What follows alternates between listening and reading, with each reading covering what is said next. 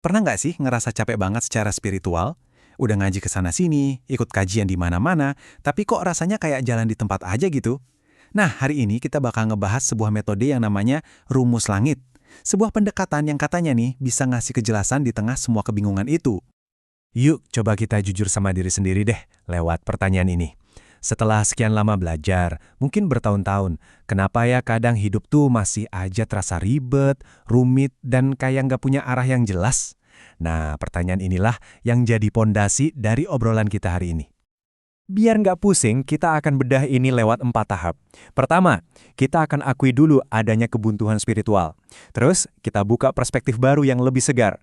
Habis itu, kita masuk ke inti formula kepastiannya. Dan yang paling penting, kita akan lihat lagi apa sih ukuran keberhasilan yang sebenarnya. Oke, kita masuk bagian pertama ya, soal kebuntuan spiritual.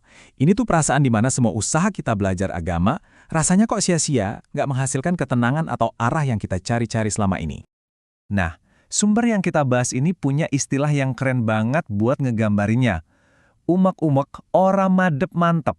Artinya yaitu, kita kayak muter-muter di situ-situ aja, nggak maju-maju, ragu, tanpa keyakinan dan arah yang kokoh. Gimana? Rasanya relate banget gak sih sama perasaan ini? Rasa buntu ini tuh wujudnya macam-macam loh. Mungkin kita capek sama debat-debat fikih yang nggak ada habisnya. Atau kita jadi bertanya-tanya, udah ngaji capek-capek kok hidup gue gini-gini aja ya? Puncaknya, agama malah jadi kayak beban, bukan lagi sumber kebahagiaan. Oke, sekarang kita coba geser sedikit yuk dan lihat gimana rumus langit ini nawarin sebuah perubahan yang mendasar. Ini bukan soal nambah-nambahin aturan baru, tapi soal ngubah total cara kita mandang agama itu sendiri. Coba deh, lihat perbandingan ini. Kelihatan banget kan bedanya? Di satu sisi, ada pandangan yang bikin agama itu kayak tumpukan kewajiban yang berat banget.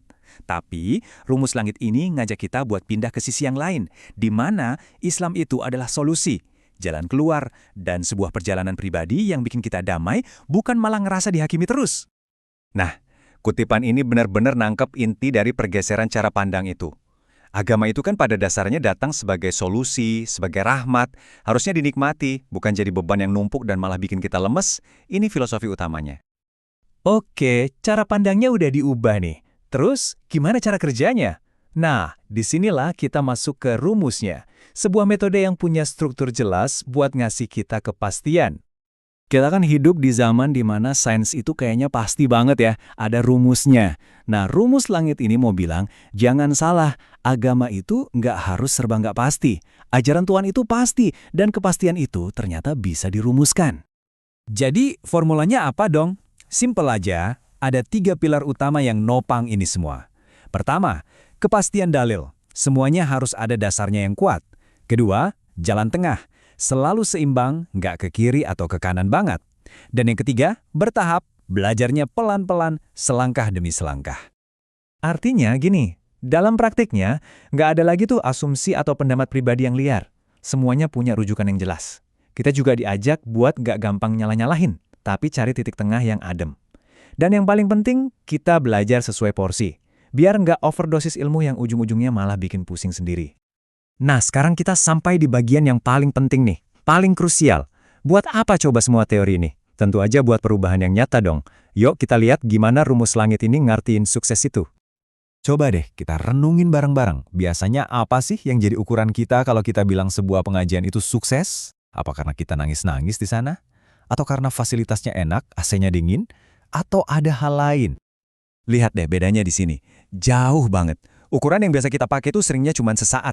Nangis, ngerasa dapat banget ilmunya, atau lega karena bisa curhat.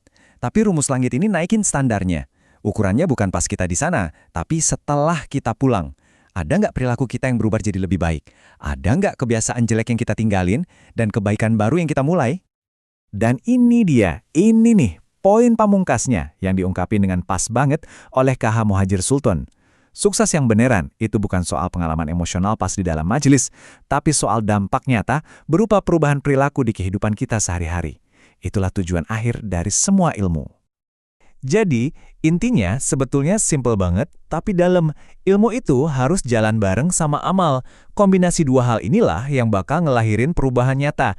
Kualitas hidup kita jadi lebih baik, bukan cuma di dunia aja, tapi juga buat bekal kita nanti di akhirat. Dan sebagai penutup, coba dibawa pulang pertanyaan ini buat direnungin. Ini bukan lagi soal teori atau perasaan sesaat, tapi soal satu hal yang konkret. Coba pikirin, satu aja perubahan kecil dalam perilaku harian, apa yang bisa jadi bukti paling nyata kalau perjalanan spiritual Anda tuh benar-benar berhasil? Jawabannya ada di tindakan kita masing-masing.